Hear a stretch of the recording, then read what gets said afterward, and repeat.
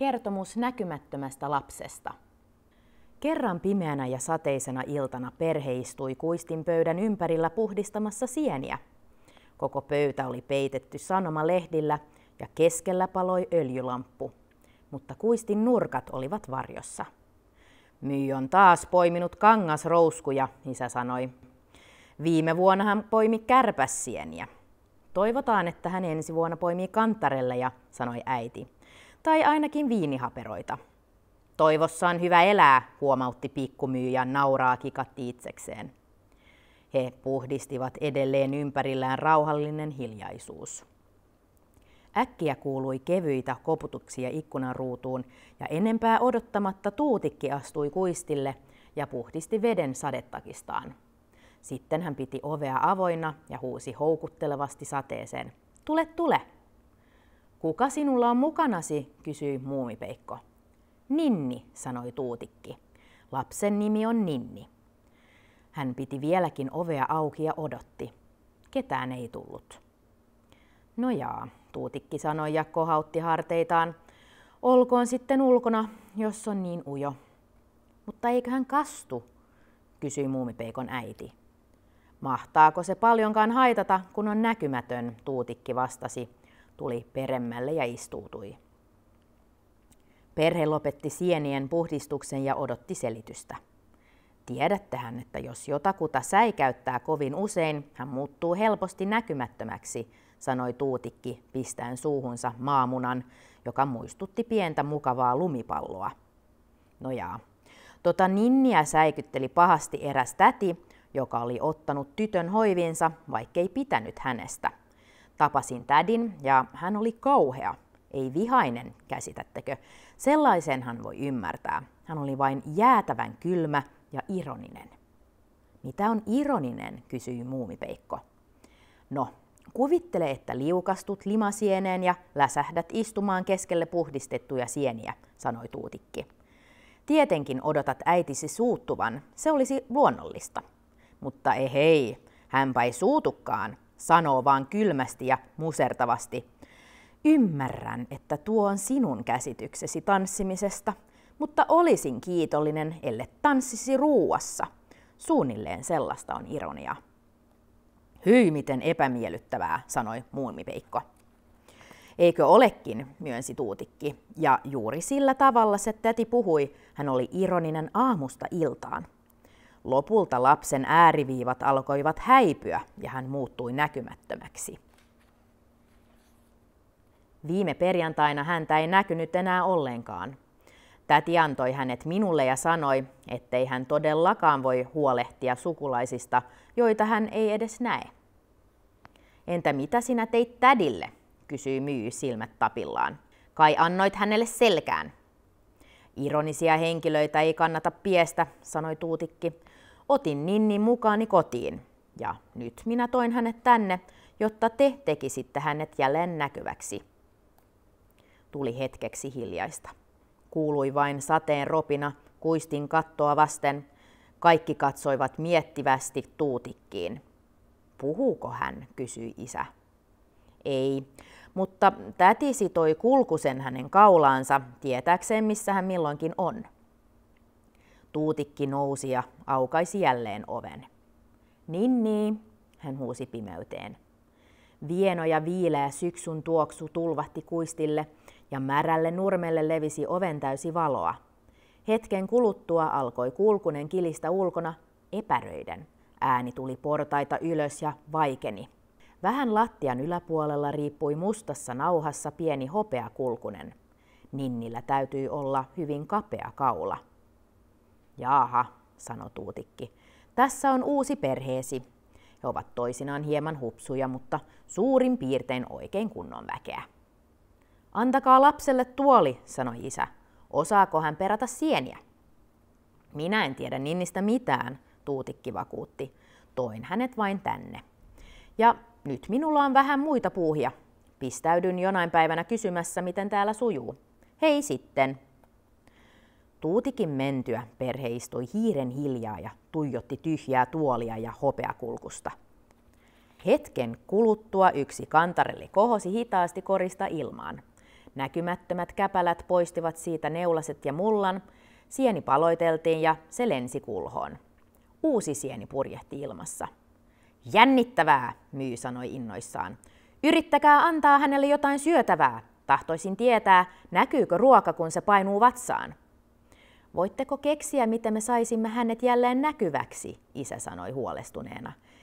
Pitäisikö hän mennä puhumaan jollekin lääkärille? Tuskin, sanoi äiti. Ehkä hän tahtoo olla jonkin aikaa näkymätön. Tuutikkihan sanoi, että hän on ujo. Minusta on parasta antaa lapsen olla rauhassa, kunnes keksimme jotain parempaa. Ja niin tehtiin. Äiti sijasi Ninnille vuoteen itäiseen ullakkohuoneeseen, joka sattui olemaan tyhjänä. Hopeakulkusen kilinä seurasi askelia portaita ylös ja toi hänen mielensä kissan, joka oli asunut kerran heidän luonaan. Äiti pani vuoteen viereen omenan, mehulasin ja 3 raidallista karamellia, joita illalla jaettiin jokaiselle. Sitten hän sytytti kynttilän ja sanoi, nyt Ninnin on nukuttava. Ja nukun niin pitkään kuin suinkin. Minä panen kahvin aamulla myssyn alle, että se pysyy lämpimänä. Jos sinua pelottaa tai tarvitset jotain, tule vain alas ja kilise. Äiti näki, miten peitettä nostettiin ja miten se jäi hiukkasen koholle. Pieluksessa oli pieni syvennys. Hän meni alakertaan ja etsi isoäidin vanhat muistiinpanot luotettavista kotilääkkeistä. Paha silmä, keino surumielisyyttä vastaan, vilustuminen, ei. Äiti selasi ja etsi. Viimein hän löysi loppupuolelta muistiinpanon, jonka isoäiti oli tehnyt, kun hänen käsialansa oli jo aika vapisevaa. Jos tuttavat tulevat sumuisiksi ja heitä on vaikea nähdä. Luojan kiitos. Äiti luki läpi monimutkaisen ohjeen. Sitten hän alkoi sekoittaa pikku Ninnille kotilääkettä. Kulkunen tuli kilisten portaan kerrallaan alas ja pysähtyi hetkeksi joka askelmalle. Muumipeikko oli odottanut Ninniä koko aamun, mutta jännittävin ihme ei tänä aamuna ollutkaan Hopeakulkunen, vaan käpälät. Ninnin käpälät kipusivat portaita alas ja niiden pienet pelokkaat varpaat puristuivat tiukasti kiinni toisiinsa. Muuta ei näkynyt kuin käpälät ja se vaikutti kaamealta. Muumipeikko piiloutui kaakeliuunin taakse ja tuijoitti lumoutuneena käpäliä, jotka menivät kuistille. Nyt Ninni joi kahvia. Kahvikuppi nousi ja laskeutui. Hän söi marmeladivoileipiä. Kuppi purjehti yksin keittiöön, se pestiin ja pantiin kaappiin. Ninni oli järjestystä rakastava lapsi. Muumipeikko ryntäsi puutarhaan ja huusi, äiti, hän on saanut käpälät, käpälät näkyvät. Johan minä arvasin, ajatteli äiti istuessaan omenapuussa. Isoäiti taisi kyllä asiansa. Olin aika nokkela, kun sekoitin kotilääkettä Ninnin kahviin. Mainiota, sanoi isä. Ja vielä paremmalla tolalla ollaan sitten, kun hän näyttää naamansa. Jollakin tavoin minusta on masentavaa jutella henkilölle, jota ei näy ja joka ei vastaa. Psst, sanoi äiti varoittaen. Ninnin käpälät seisovat nurmikolle pudonneiden ominoiden seassa. Hei Ninni, huusi Myy. Olet nukkunut kuin porsas. Milloin näytät naamasi? Olet varmaan aika ruma, koska sinun täytyy tehdä itsesi näkymättömäksi. Hiljaa, kuiskasi Muumipeikko. Hän loukkaantuu. Hän kiirehti Ninnin luo ja sanoi, älä välitä Myystä. Hän on kovaksi keitetty. Olet aivan turvassa täällä meidän luonamme. Älä ajattelekaan sitä kauheaa tätiä. Hän ei voi tulla ottamaan sua. Samassa Ninnin käpälät alkoivat häipyä. Ne saattoi vain nipin näpin erottaa nurmikolla. Kultaseni, sinä olet aasi, äiti sanoi harmissaan. Kyllä kai käsität, ettei lasta saa muistuttaa siitä. Poimi omenoita, äläkä lörpöttele. He poimivat omenoita. Ninnin käpälät tulivat taas vähitellen selvemmiksi ja kiipesivät puuhun. Oli kaunis syysaamu, kuonoa paleli hiukan varjossa, mutta auringonpaisteessa oli melkein kesä.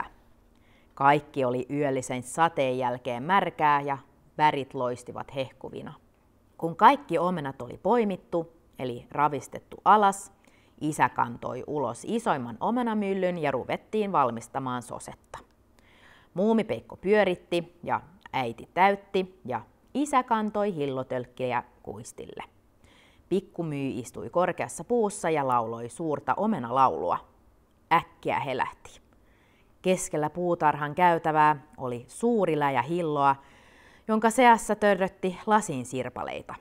Vieressä seisovat Ninnin käpälät, jotka nopeasti kalpenivat ja haihtuivat näkyvistä. Jaha, sanoi äiti, se oli juuri se tölkki, jota annetaan aina kimalaisille. Nyt kenenkään ei tarvitse raahata sitä niitylle. Ja isoäiti sanoi aina, että jos tahtoo maan kasvavan, sille on annettava jonkin lahja syyspuolen. Ninnin käpälät tulivat taas näkyviin ja niiden yläpuolelle pari kapeita sääriä. Säärien yläpuolella häämötti epäselvästi ruskea hameenhelma. Minä näen hänen säärensä, huusi Muumipeikko. Onnittelen, sanoi Pikkumyy omenapuusta. Hän alkaa toipua, mutta mörkö vie, miksi hänen täytyy pitää nuuskaruskeaa mekkoa? Äiti nyökkäsi itsekseen ja ajatteli viisasta isoäitiään ja tämän kotilääkkeitä. Ninni tassutteli muiden kintereillä koko päivän. Kaikki tottuivat pian kulkuseen, joka seurasi heidän askeliaan, eikä Ninni ollut enää heidän mielestään ihme eikä mikään. Illalla he olivat melkein unohtaneet hänet. Mutta kun kaikki olivat menneet nukkumaan, äiti otti laatikosta ruusunpunaisen huivin ja ompeli siitä pienen mekon. Kun se oli valmis, hän vei sen itäiseen ullakkohuoneeseen, missä kynttilä oli jo sammutettu, ja levitti sen varovasti tuolille. Sitten hän päärmäsi kankaan tähteestä leveän lettinauhan. Äidistä tämä oli hyvin hauskaa, aivan kun olisi ommellut taas nukenvaatteita. Ja kaikkein hauskinta oli, ettei edes tiennyt, oliko nukella keltainen vai musta tukka. Seuraavana päivänä Ninnillä oli mekko päällään. Hän näkyi jo ihan kaulaa myöten, ja tullessaan alas aamukahville hän niiasi ja piipitti, kiitoksia paljon. Kaikki ällistyivät ja häkeltyivät niin, etteivät kyenneet sanomaan mitään. Sitä paitsi Ninnin kanssa puhuessa ei oikein tiennyt, mihin katsoisi. Tietenkin jokainen yritti kiinnittää katseensa hiukan kulkusen yläpuolelle, missä oletti Ninnien silmien olevan. Mutta katse lipsahti yhtenään alaspäin siihen, mikä näkyi, ja se tuntui epäkohtelialta. Isä kakisteli kurkkuaan. Onpa hauskaa havaita, että sinä nyt näyt enemmän tänään, hän aloitti. Mitä enemmän näemme, sitä iloisemmiksi tulemme. Myy nauroi ääneen ja paukutti lusikalla pöytää. Hyvä, että olet alkanut puhua, hän sanoi, jos sinulla on yleensä jotakin sanomista. Osaatko jonkun kivan leikin? En, piipitti Ninni, mutta olen kuullut, että on sellaisia, jotka leikkivät. Muumipeikko oli ihastuksissaan. Hän päätti opettaa Ninnille kaikki osaamansa leikit. Kahvin jälkeen he menivät kolmisiin joelle ja aloittivat, mutta Ninni osoittautui aivan mahdottomaksi. Hän niiata niksautti ja sanoi vakavasti, totta kai ja miten hauskaa ja tietenkin. Mutta koko ajan toisista tuntui, että hän leikki vain kohteliaisuudesta, eikä huvikseen. No mutta juokse, huusi Myy. Etkö osaa edes hypätä? Ninnin kapeat sääret juoksivat ja hyppäsivät tottelevaisesti. Sitten hän seisoi jälleen hiljaa käsivarret riipuksissa. Tyhjä kaulaaukko kulkusen yläpuolella näytti kummallisen avuttomalta. Odotatko sinä kehuja vai? Huusi Pikkumyy. Eikö sinussa ole yhtään puhtia? Haluatko, että annan sinulle selkään, hä? Älä anna, Ninni piipitti nöyrästi. Ei hän osaa leikkiä, Muumipeikko mumisi nolona. Hän ei osaa suuttua, sanoi Pikkumyy. Se hänessä on vikana. Kuule, Myy jatkoi ja meni aivan Ninnin eteen ja katsoi häntä uhkaavasti. Sinä et ikinä saa omia kasvoja, jos et opi tappelemaan. Usko pois vain. En tietenkään, Ninni myönsi ja perääntyi varovasti. Ei se siitä parantunut. Lopulta he eivät yrittäneetkään opettaa Ninnille leikkejä. Eikä hän pitänyt hauskoista jutuistakaan, ei nauranut koskaan oikeassa kohdassa. Hän ei ylipäätään nauranut, ja se masensi kertojan. Hänet jätettiin siis rauhaan. Päivät kuluivat, eikä Ninnillä ollut vieläkään kasvoja. Kaikki tottuivat näkemään hänen ruusunpunaisen leninkinsä vaeltavan muumipeikon äidin perässä. Heti kun äiti pysähtyi, kulkusen kilinä loppui ja kun hän lähti liikkeelle, se alkoi jälleen. Jonkin matkaa mekon yläpuolella keikkui ilmassa suuri ruusunpunainen rusetti. Se näytti hiukan kummalliselta. Äiti juotti yhä Ninnille isoäidin kotilääkettä, mutta mitään ei tapahtunut. Viimein äiti luovutti ja ajatteli, että olihan tässä maailmassa selvinnyt moni muukin, jolla ei ollut päätä, ja ehkäpä Ninni ei ollut erityisen kaunis. Näin jokainen sai kuvitella tytön millaiseksi halusi, ja se voi toisinaan piristää seurustelua. Eräänä päivänä perhe oli menossa metsän läpi hiekkarantaan. Vene piti vetää talveksi maihin. Ninni kulkea kilisi tapansa mukaan heidän perässään, mutta kun tultiin rantaan, hän pysähtyi äkkiä. Sitten hän heittäytyi vatsalleen hiekkaan ja alkoi kitistä. Mikä Ninniä vaivaa? Pelkääkö hän jotain? Isä kysyi. Ehkä hän ei ole ennen nähnyt merta, arveli äiti. Hän kumartui alas ja kuiskaili Ninnin kanssa. Sitten hän oikaisi selkänsä ja sanoi, niin, tämä on ensimmäinen kerta. Ninnin mielestä meri on liian suuri. Kaikista tylsämielisistä lapsista, aloitti pikkumyy, mutta äiti katsoi hänen ankarasti ja sanoi, itse voit olla tylsämielinen, vedetään nyt vene maihin. He menivät laituria pitkin uimahuoneeseen, jossa Tuutikki asui ja koputtivat oveen. Hei, sanoi Tuutikki, miten näkymätön lapsi jaksaa? Enää puuttuu vain naama, isä vastasi. Hän on parhaillaan vähän levoton, mutta se menee varmaan ohi. Voitko hiukan auttaa venen vetämisessä? Sehän on selvä, sanoi Tuutikki. Kun vene oli vedetty rannalle ja se makasi köli ilmassa, Ninni oli tassutellut vesirajaan asti ja seisoi hievahtamatta märässä hiekassa. He antoivat hänen olla rauhassa. Äiti istuutui laiturille ja katseli veteen. Hyi, miten kylmältä se näyttää, hän sanoi. Ja sitten hän haukotteli hiukan ja lisäsi, ettei pitkään aikaan ollut tapahtunut mitään jännittävää. Isä iski silmää muumipeikolle, virnisti leveästi ja alkoi hiipiä hitaasti äidin taakse. Ei hän tietenkään aikonut heittää äitiä veteen, niin kuin hän oli tehnyt ennen kuin äiti oli nuori. Ehkä ei edes pelästyttää, vaan ainoastaan huvittaa hiukan lapsia. Mutta ennen kuin hän ehti perille, kuului kiljahdus ja punainen salama lensi yli laiturin. Isä ulvahti ja pudotti hattunsa mereen. Ninni oli upottanut pienet näkymättömät hampaansa isän häntään ja ne olivat terävät. Hyvä, hyvä, myy huusi. En olisi itsekään osannut paremmin. Ninni seisoi laiturilla ja punaisen otsatukan alta näkyivät vihaiset kasvot ja pieni pystynenä. Hän sähisi isälle kuin kissa. Uskallappas vain heittää hänet suureen kauheaan mereen, hän huusi. Hän näkyy, huusi muumipeikko. Hänhän on suloinen. Vai muka suloinen, sanoi muumipappa ja tutki purtua häntäänsä. Tyhmin hupsuin ja virheellisimmin kasvatettu lapsi, minkä milloinkaan olen nähnyt, oli hänellä sitten pää tai ei.